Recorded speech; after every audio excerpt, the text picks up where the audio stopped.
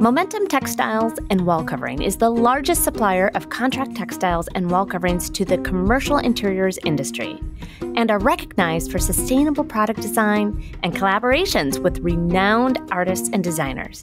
Momentum recently launched a new collection with Yinka Ilori, a British Nigerian multidisciplinary artist and designer based in London who is often referred to as the architect of joy. Hi, everyone. How are we doing at NeoCon? Okay. Hi, I'm AJ Paron. I am the Executive Vice President and Design Futurist for Sandow Design Group. For those of you that don't know Sandow Design Group, we have amazing brands that you all know and love, like Interior Design Magazine, Metropolis Magazine, Design Milk, Think Lab, and so much more. So, you are at the Once Upon a Project podcast, and I'm very, very excited to have the amazing Yinka Ilori. Say hi, Yinka. Hello, hello. Who is the belle of the ball here at NeoCon. My God. He has won every award. Kind of, yeah, kind of. He's like, I don't know what hit me. And this is your first NeoCon you've ever come to? That's correct, yeah. First time in Chicago on my first NeoCon, yeah. So everyone that's in the audience, if you are a first NeoConer, raise your hand. Okay, there's like 30 people in your same shoes. Not just me, okay. They have lots of empathy for you, but they're not taking home awards like you are, so. And we're so excited to have him here. Yinka, you've done this amazing collection with Momentum. We've got a pillow here. We've got a room. I don't know if you've even seen the room. I haven't seen the room. No. Okay, we'll show you. It's a little sneak peek from the product shot. So we're so excited that you're joining us here today. I know your schedule's crazy with NeoCon, but we want to hear more about you. Yep. So tell us your background of how you became a designer. Well, I started my career sort of going on in nearly sort of 14, 15 years. I have a small design studio in London where we design products and architecture, and we work within interiors, a little bit of fashion, but we work across disciplinary. We're a small team of like 15 people, architects, product designers, illustrators, and we just work on projects globally around the world. But I studied furniture design during my degree, my Bachelor Honours degree. Where did you study? London Metropolitan. The Sir John Cass, and that was my first entry into design. It was through designing furniture and products. And then I, got a loan from the Prince's Trust, which is a fund owned by King Charles himself, where he gives creatives a loan to start their business. So he gave me around £4,000 when I finished uni to start my design career. So in London, when there's a retail shop, you have the little crest, the royal crest. Are you going to get a little royal crest to put on top of all your products? Maybe, yeah. I don't know. I can call Chuck up for you and ask him. So you talk a lot about how design influences people and their feelings and emotions. How has design changed your life? Design has changed my life in a number of different ways. I grew up in London, born to Nigerian parents. But I think for me, the benefit of design is to change the world. It's to impact and inspire and to, I think, make the world a better place.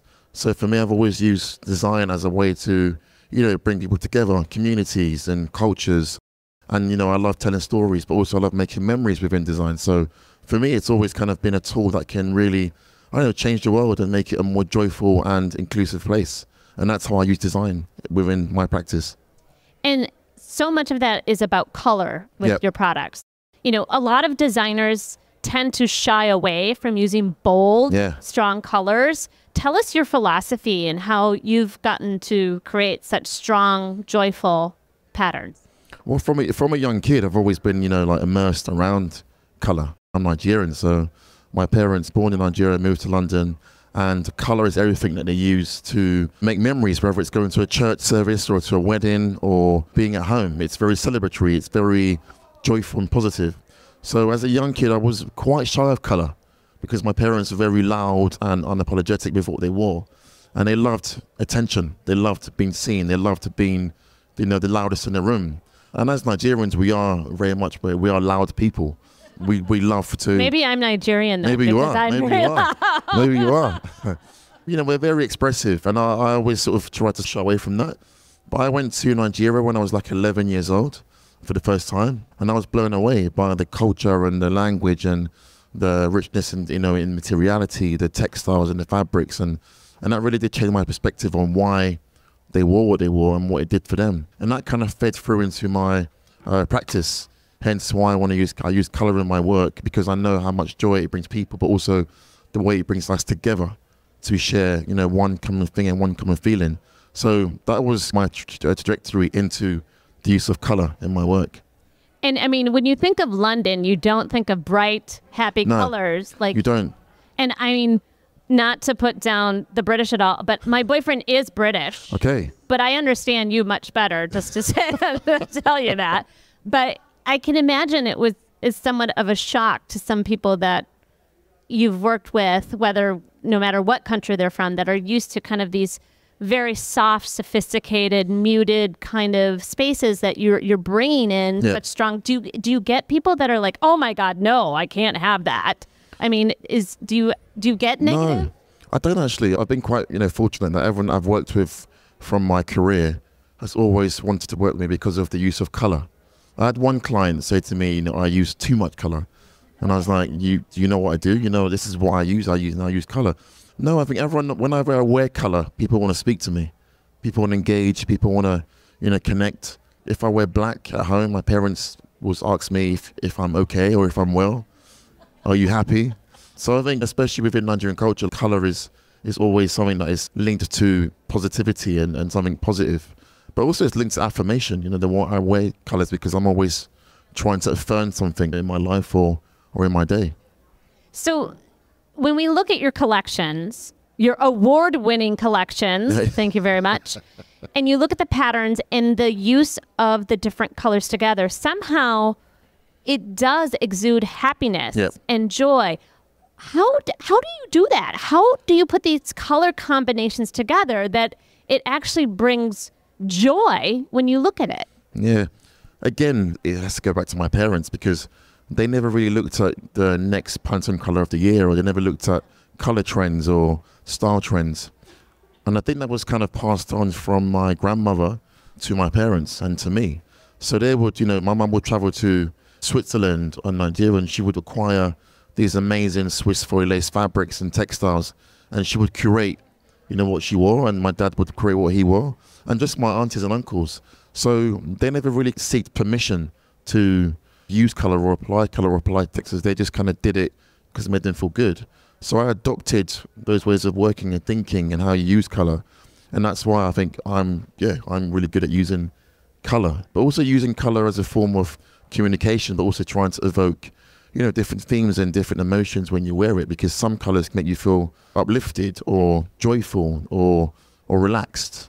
There is a science to color, and that's something that a skill I've learned, you know, over the 15 years of being an artist designer in London. That's amazing. Okay, let's talk a little bit about what the process was like of your recent project with Momentum. So you're in London. Yep. They're in the United States. That's right. How did they find you, and how did the collaboration work? Yeah, good question. I've got, again, a small design studio, and I work with different collaborators around the world. We work on like probably 20 projects a year, and they range from pavilions to a brand collaboration with a fashion house, or maybe a product or a watch, or it could be anything. And I move around all these projects, you know, throughout the year, and my team are meticulous in the way they work with me and work 24/7 around the clock. But I was in London. They were in Chicago, I think, or somewhere in the US, Pennsylvania. I'm not sure where they were in the US. And someone had seen a project I did in London for a leather company called a guy called Bill Amberg, and he emailed me about doing collaboration with him, creating artworks for his towel hides. And someone called Ellie in Momentum saw the collection and shared it with the team. And then Jennifer, who is an audience behind you there, reached out to me and asked about maybe doing a collaboration with Momentum Textiles. I was not sure about doing a collaboration because we work with so many brands, and sometimes with brand collaborations, they can sometimes control the narrative, and sometimes you're not as free as you think you'd want to be when you start the contract, and then you get through the middle, you kind of lose the DNA identity because it becomes diluted. So Jennifer came to my studio in London just for a day. I was really busy. She came to see me for about an hour, and we had a great chat for an hour and gave you a studio tour and discussed my process and my practice. And we just connected just over, you know, a cup of tea. I think you gave your tea or something. You had a hot drink. And we just got on so well, and then it just kind of happened from there. And then I was still a bit flaky with our conversation and just not sure. And then we just started to kind of grow. And then 2 years, 3 years, we're here in Chicago with the collection. Now, I'd be remiss, Jennifer, if you can stand up just for a quick second. Jennifer and I won a HIP award for people category. Yes. She is one of my favorite people. More about the behind the scenes right after this short message.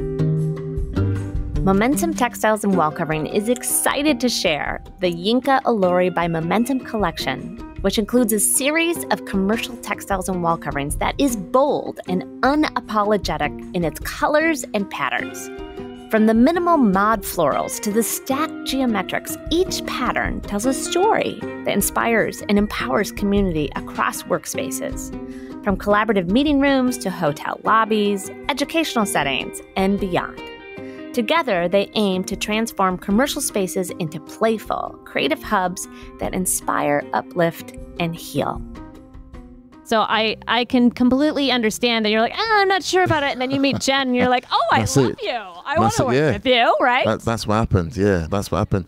And I think it's quite important when you collaborate with different brands, whether it's products or textiles or whatever the collaboration is that you have an understanding of kind of what you are both offering.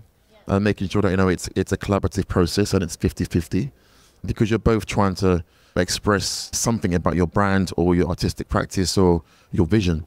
And that's been consistent through the whole process of our collaboration. And that's why I think, people can see the honesty in the collaboration. And I think that's why it's won awards. Because you can sometimes see when brands work with artists or designers, it could be more about the name of the artist or designer. And sometimes it just feels like it's a copy and paste collaboration where you give them the artwork, they just stick it on your shoe or your whatever it is, and you can see it's just another collaboration. So for me, when I work with brands, I sort of work out, is it just another collaboration or is it actually something that the world needs? And I think the interior design world and textiles needed this collaboration to happen. Well, obviously, because everyone is trying to find the bags and the scarves that they're handing out. Luckily, I know people and I got one for myself. But let's talk a little bit more about the collection. And you're having to come up with designs for wall coverings, for fabrics. Like, how did you find your inspiration for this collection? Like, was it things that you had done in the past? Did you have to learn how to make things work on fabric or wall covering differently than like a basketball for hand? Yeah. Because he did design a basketball. I did. So I did.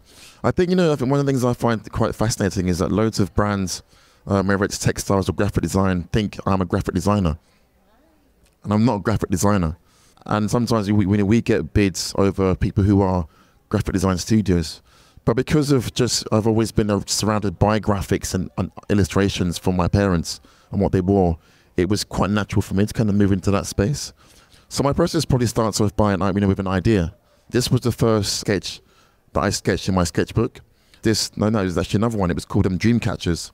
And that was inspired by me experiencing my first dreamcatcher in a British countryside in Norfolk. And that formed the basis and the opening for all my illustrations. And that's why the collection is really much inspired by dreams and collecting dreams and supporting the idea of affirmation within interiors and textiles. And that was how I started designing the colorways and all the other kind of themes within the collection. I'm definitely taking the wrong supplements at night because my dreams don't do that. I dream about, did the carpet install get in correctly? Things like that. That's amazing that you've had kind of these visions and these ideas and you can translate it. How do you actually do that? Is it on paper? Are you sketching? Are you using technology? Like, how do you actually get it out of your head and into something else? So it always starts off with a sketch. I have like, gosh, I mean like 30 sketchbooks I just keep going through and just stack them up in my studio. And sometimes I might go back to the sketches to look at them, or I might archive them. But I sort of find that whenever I travel, it's when I sketch the most. When I'm on a plane, I've got no Wi-Fi, I can't call no one. It's just music, my pen, and my sketchbook, and I just produce ideas. And that's when I love creating, because no one's bothering me from my studio, no one's WhatsApping me. I can just focus on my work. But yeah, there's a sketch, you know, me and my notebook, and then my team take the sketch. They sort of fine tune it for me onto Illustrator or Photoshop. And then I go back to look at the color palettes and the tones, and it's just kind of back and forth. And then it's fine tuning, sketching again. And it's just kind of endless of a sketch of back and forth between me and my team. I love that, because I think sketching keeps your mind nimble. It does. Right? And it allows you, like, if you've heard the term, go take a line for a walk, right? I haven't actually, no. Yeah. It's like, just let the line go wherever it needs to go, and you might surprise yourself what comes up. Is that kind of how your thinking is? What it is, yeah, it's like similar to how, like, I think kids, like, you know, a baby, when you give a kid who is 1 or 2 a paper and a pen, they're going to just sketch and do whatever.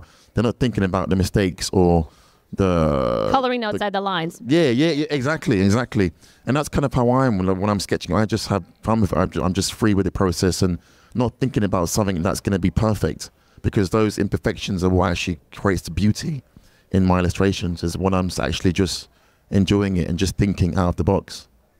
So as interior designers, we really feel it's our responsibility to have people experience, hopefully positively, a space, and even have a space be restorative to them, bring them into a different focus or a different state of emotion. Were you thinking about those things when you were designing these textiles and wall coverings? Like, what was your highest hope for this collection and how it could transform the built environment? I think, you know, when I go into any space, I always think about what memory or experience do I want to get out of that space.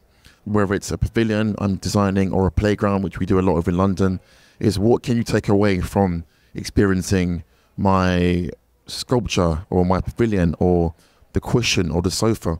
And that, for me, it was simple. It was, I wanted you to feel a sense of joy and a sense of connectivity with your audience or your friend or your family. And that was the first thing I thought about, is that how can we make a space or using interiors that can celebrate each other? And that was the idea and the basis of this collection. Oh my gosh, that's amazing. I mean, really, it's like, Thank you. I want to create a space that people feel joy. There's no better purpose in life, honestly, than to try and do something like that. I think with most, the biggest thing is always, I think with most architects, I think in particular, I think they sometimes probably forget the people are the ones who actually breathe life into the space. So interior designers are so key to any projects, because... Thank you for saying that. It's true. That's true. So I think those things are things I think about, you know, from the beginning, is like, what experience are you going to get from being in this space? So you were a little hesitant to start this project. Yep, I was. Now that you're reflecting, now that you've won all these awards and you are the belle of the ball at NeoCon, what's your take now when you reflect back on this project? Like, would you have done anything differently? Are you happy that you decided to take this leap of faith? When you reflect on it, maybe even haven't had a second to reflect on it, but what's your feelings now? No, I think it's definitely the right decision I made, you know, to work on this collaboration, because, you know, this is my first textile range, and I've launched it in the US. But I think for me, like, the whole process has just been, you know, very much a collaborative process. They've been very respectful of everything from photography to art directing to styling to everything has just been well thought out. And, you know, everything is me, you know. So I'm really proud of the collaboration, proud the world has got to see it this week. And I hope that it is everywhere, from interiors to exteriors, and that people feel a sense of joy and hope that when they use it, you know, in their personal space or public space. Okay, besides textiles and wall covering, what has been your favorite thing to design? Wow. My favorite thing to design. Do you know what? I'm 37, and I feel like every day like this, I feel like I'm sort of, even like being here in the US, I feel like I'm sort of starting again. I feel like I'm sort of starting my practice from when I was in my sort of early 20s, because it's a new audience. I'm telling a new story. I'm using a new medium. So I don't think I've kind of could answer that, because I think, I've designed footwear. I'm doing a fashion collection this year. So I enjoy working across different mediums. But right now, and if I'm living in this moment right now, it will be this collaboration. Oh. Yeah. Well, that's a good choice too. We'll let you have that as well. It is super fun. Okay. Are your parents proud of you? They are, yeah.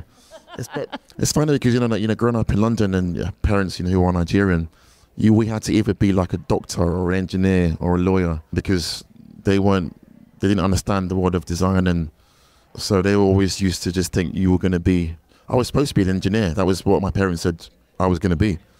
I'm so happy you're not or maybe it would have been amazing if he was an engineer, and imagine the new bridges, how colorful they would be. Like it could have been really cool. Could have been. But we're happy that you're a designer. Thank you. Yeah. But they're proud. Yeah. I think they still sometimes don't know what I really do. But, they get to kind of, come to the shows. But yeah, they're proud. My family are proud. Do you think they understand the impact that you're having with all of these designs? I think, yeah. They do. When we're out in public and we travel somewhere, someone might come up to me and be like, "Oh, you Yinka?" And they're like, "Okay, well, like people like what you do." So I'm like, "Yeah, they do like what I do, Mum." So I think they've been to my shows, they've travelled with me onto some of my openings, and yeah, they are proud. Well, they should be, and if they're not, call me and I will call them and explain how amazing you are. So we've got a lot of young designers in our audience. If you had one piece of advice to give to a budding designer, whether they're interior designer or product designer, it doesn't matter, but what would be your one piece of advice for someone starting out in this industry? I think for me, it would be to trust the process. People always ask me, how did I find my style or find my language? And I think it took years of kind of just researching and traveling and, really trusting the imperfections and the beauty within your work. We live in a world where everything's coming at us really quickly. Instagram and Pinterest and social media. And you're really kind of fed so much information and inspirations. You sometimes find yourself emulating something else. And I try and block out all those things that I feel like are quite distracting for me. And that's why I think my DNA is so distinct. So Yinka Ilori, it's because it's my lens and it's my story. So I think, just kind of find your own voice and your own narrative. And I think that will set you apart from anyone else within the industry. Because there are so many, every year, new interior designers, new architects, new product designers, and they come quick, And it's kind of a culture issue right now, because the 15-year-old of mine that's running around the mart right now, she's handing out things for the HIP Awards. But I look at the things that they are watching on TikTok. They all want the exact same thing. Oh, it's Stanley mugs. Oh, now it's this certain kind of makeup. And now it's this. And then when we go to London and we go to a remote part of England and we meet a young girl her same age who's never seen an American ever before, never. An American girl is like, I've never met an American girl. They love and follow the exact same things. The culture, there's no cultural difference. And I worry about that because it's so curated by manufacturers and almost manipulated. And what's your recommendation to get away from that so you can be in this space that can have true creation, right? Yeah, I think it's about trying to find your design community so people either think, like you or have ideas like you. I have a small group of friends in London who are, for me, like visionaries in what they do and how they think and the ideas they want to, create and put out into the world. So I kind of keep myself surrounded by people who are grounded and people who travel around the world and want to change the world of design, because I think as interior designers and designers, our role is to change the world and make people feel good in what we do.